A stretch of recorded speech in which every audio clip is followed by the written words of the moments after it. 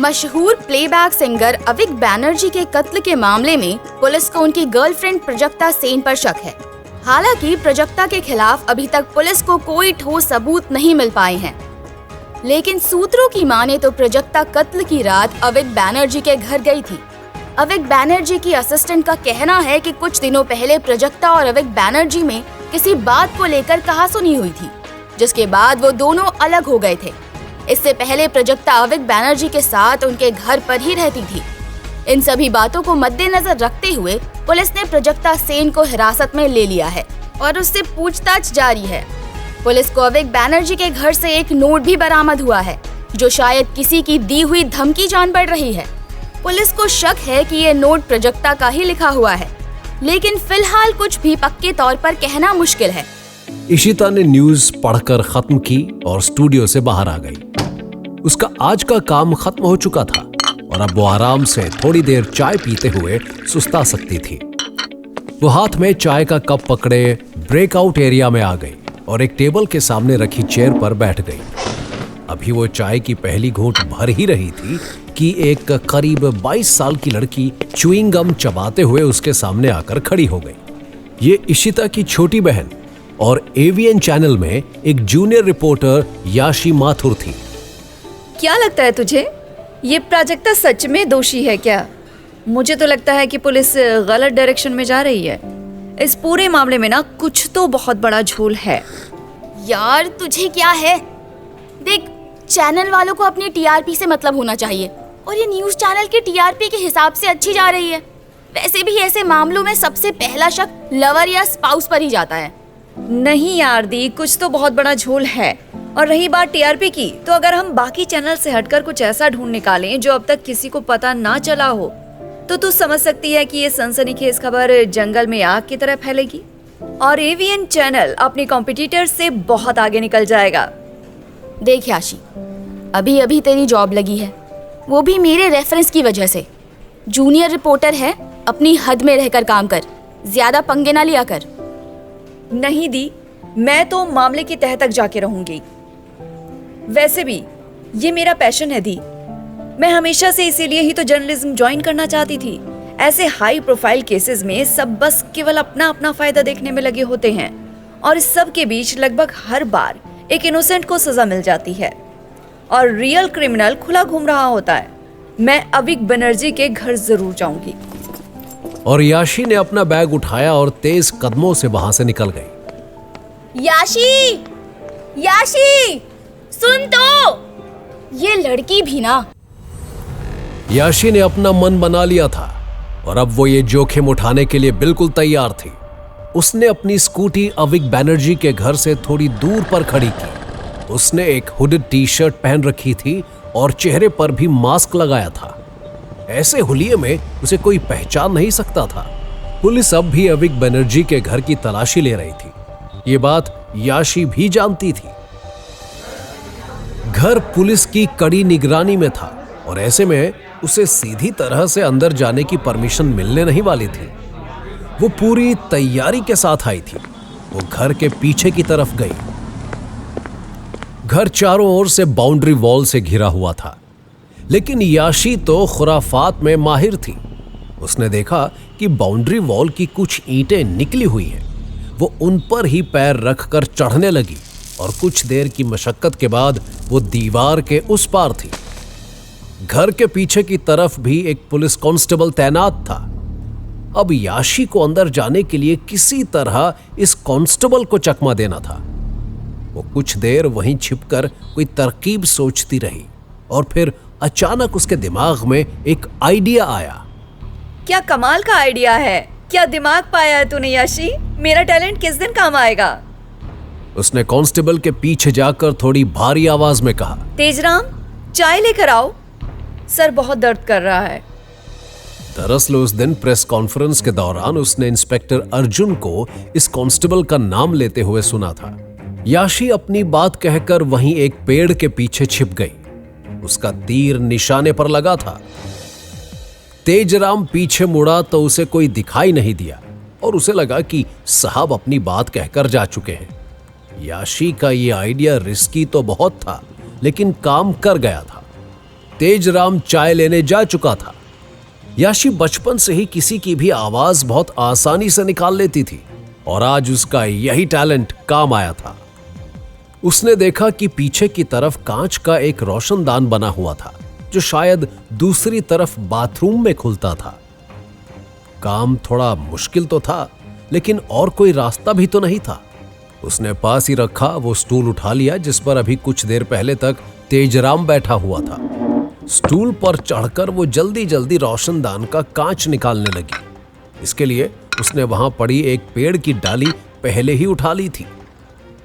कुछ मिनट की कड़ी मेहनत के बाद कांच निकल गया था और अब वो उस रोशनदान से होकर अंदर जा सकती थी। उसने कांच निकालकर वहां बनी झाड़ियों के पीछे छिपा दिया ताकि किसी को कोई शक ना हो। इसके बाद वो एक बार फिर स्टूल पर खड़ी थी और थोड़ी देर बाद वो उस घर के बाथरूम में थी। पुलिस अपनी इन्वेस्टिगेशन करके जा चुकी थी। याशी अविक बनर्जी के घर तक तो पहुंच गई थी, लेकिन अब आगे क्या करना है ये उसे कुछ समझ ही नहीं आ रहा था। कुछ सोचते हुए वो अविक बनर्जी के घर पर लिविंग एरिया में बने उसके छोटे से ऑफिस रूम की तरफ बढ़ गई। यार अब कहाँ से शुरू करूं?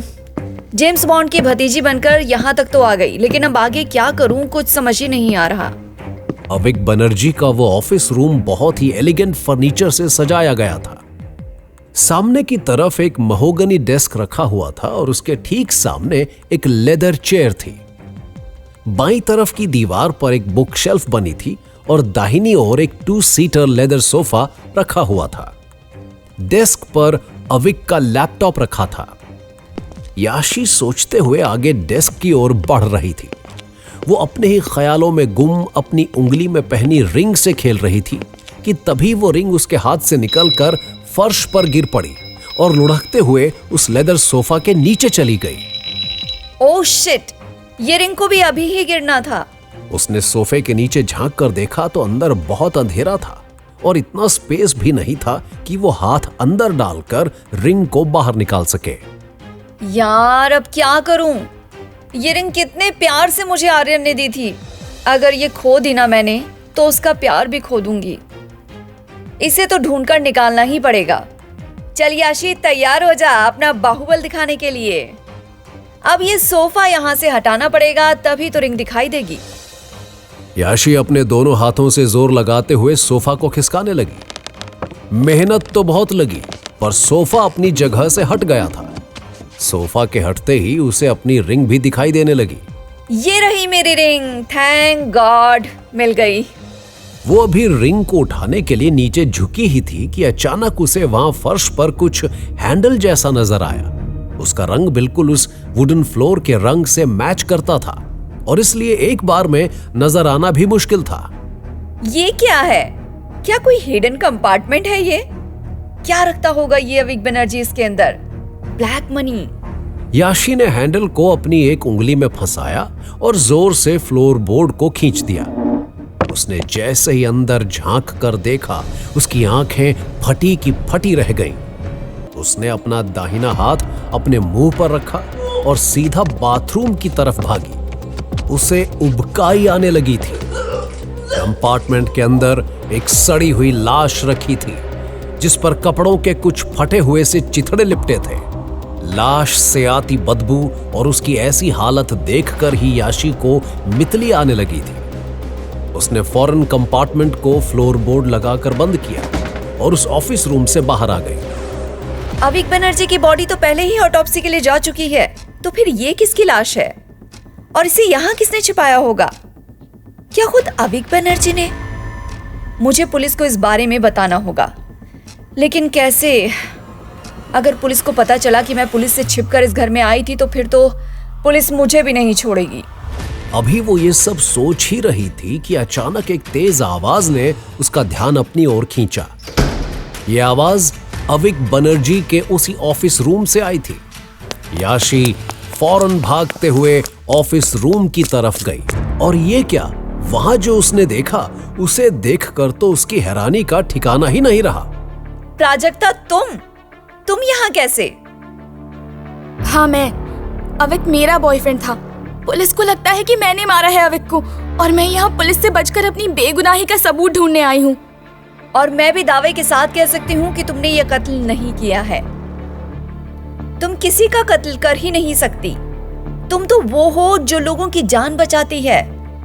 मुझे आज भी याद है कि किस तरह तुमने अपनी जान पर खेलकर मेरी जान बचाई थी। मैं ह्यूमन ट्रैफिकिंग के एक बड़े रैकेट का पर्दाफाश करने जब उनके अड्डे पर गई थी और वहां फंस गई थी, तब वो तुम ही थी जिसने अपनी जान की परवाह ना करते हुए मुझे और बाकी लड़कियों को वहां से निकाला था। तुम्हें याद है वो सब? हाँ, याद भी है और तुम्हारी एहसानमंद भी हूँ। और अब तो मुझे मौका मिला है तुम्हारे एहसानों का बदला चुकाने का। अब मैं भी पीछे नहीं हटूंगी। याशी ने फौरन अपने एक साथी रिपोर्टर को फोन लगाया और उसे पुलिस का खबरी बनकर उन्हें लाश की जानकारी देने को कहा। तुम यहाँ अपनी बेगुनाही का सबूत ढूंढने आई थी ना? चलो अब हम मिलकर ढूंढेंगे। थैंक यू मेरी हेल्प करने के लिए।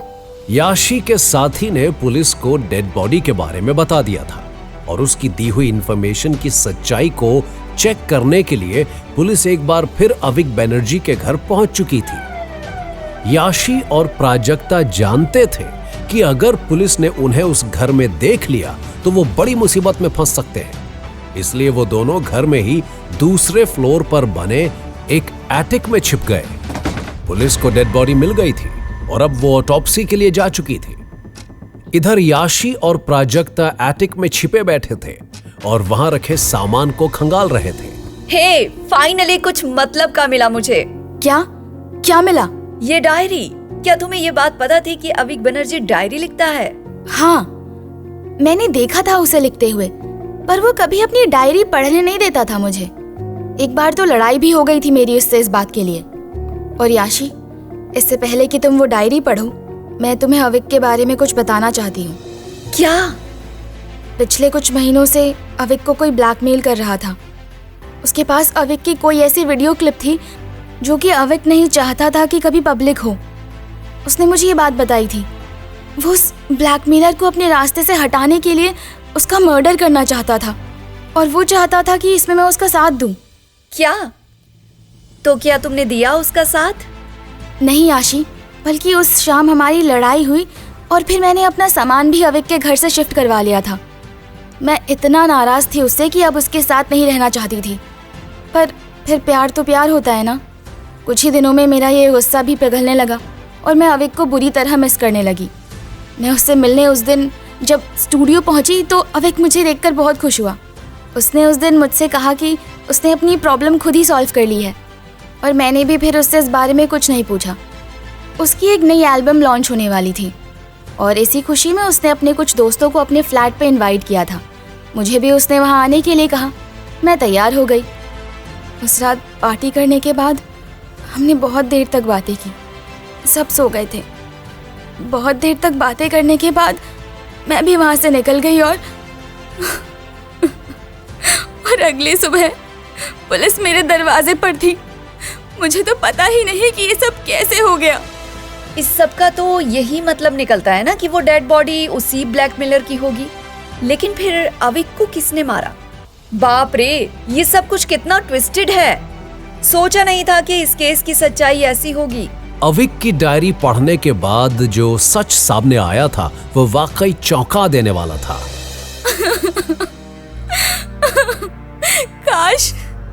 काश कि मैंने अविक को कभी अकेला नहीं छोड़ा होता तो शायद ये सब नहीं होता। संभालो खुद को। इस समय तुम्हारी कोई गलती नहीं है। अविक ने घबराकर जो गलत फैसले लिए ये सब उसका ही नतीजा है। खैर, अभी इन सब बातों का वक्त नहीं है हमारे पास। हमें फौरन पुलिस स्टेशन पहुंचना चाहिए और ये डायरी पुलिस को देनी होगी। अब यही तुम्हारी बेगुनाही का सबूत भी और अविक के कातिल को सजा दिलवाने के लिए इकलौता सुराग भी। याशी और प्राजक्ता फौरन पुलिस स्टेशन पहुंचे और वो डायरी पुलिस को हैंडओवर कर दी। थोड़ी ही देर में असली कातिल पुलिस की हिरासत में था और ये कातिल था सिंगिंग की दुनिया में एक उभरता हुआ कलाकार तन्मय चक्रवर्ती। हाँ, किया मैंने अविक का कत्ल, लेकिन मैं कोई गलत इंसान नहीं हूं सर। मैंने जो भी किया सही किया। अविक जैसे लोग इसी के लायक होते हैं। अविक ने मुझे प्लेबैक सिंगिंग में एक चांस दिलवाने के बदले मुझसे नैना का किडनैप करवाया। कौन नैना? नैना जो अविक को ब्लैकमेल कर रही थी। उसके पास अविक की कोई पुरानी वीडियो क्लिप थी जिसके पब्लिक होने से अविक का पूरा करियर स्पॉइल हो सकता था। ओह, आई सी। तो तुमने नैना का किडनैप किया और फिर अविक के साथ मिलकर उसे मार दिया, और फिर तुम्हारा राज बाहर ना आ जाए इसलिए अविक को भी मार दिया? नहीं सर, मैंने नहीं मारा था नैना को। मैंने तो बस किडनैप किया था उसे अविक के घर पहुंचाने के बाद अविक ने मुझे वहां से जाने के लिए कहा। हालांकि मुझे डर था कि पता नहीं अविक उसके साथ आगे क्या करने वाला है, इसलिए मैं वहां रुकना चाहता था, पर अविक ने मुझे जबरदस्ती वहां से वापस भेज दिया। उसके कुछ दिन बाद मैंने अविक को कांटेक्ट किया था। मुझे डर था कि कहीं इस किडनैपिंग का पता पुलिस को ना लग जाए, क्योंकि जिस पब से मैंने नैना का किडनैप किया था उसकी सीसीटीवी फुटेज में मेरा चेहरा रिकॉर्डेड था। वो फुटेज साफ बताती थी कि आखिरी बार मुझे ही नैना के साथ देखा गया था। मैंने अविक से पूछने की बहुत कोशिश की कि उसने नैना के साथ क्या किया है, लेकिन उसने मुझे कुछ नहीं बताया। और तब मैंने डिसाइड कर लिया था कि अगर खुद को बचाना है तो मुझे अविक का काम तमाम करना ही होगा। मेरी मम्मा हमेशा कहती थी कि अगर दो लोगों के बीच का कोई राज राज ही रखना है तो दो में से एक को मरना ही पड़ता है। और उस रात मैंने सब प्लान कर लिया था। मैं उस रात प्राजक्ता के जाते ही पीछे की खिड़की से अविक के घर में घुसा था और मैंने बहुत ही सफाई से अविक का कत्ल किया था। मुझे पता था कि कत्ल की टाइमिंग ऐसी है कि पुलिस का शक प्राजक्ता पर ही जाएगा और मुझ तक कोई नहीं पहुंच पाएगा। लेकिन अफसोस, तुम्हारा ये फुल प्रूफ प्लान धरा का धरा रह गया, क्योंकि मुजरिम चाहे कितना भी शातिर क्यों ना हो, कोई ना कोई सुराग तो छोड़ ही देता है।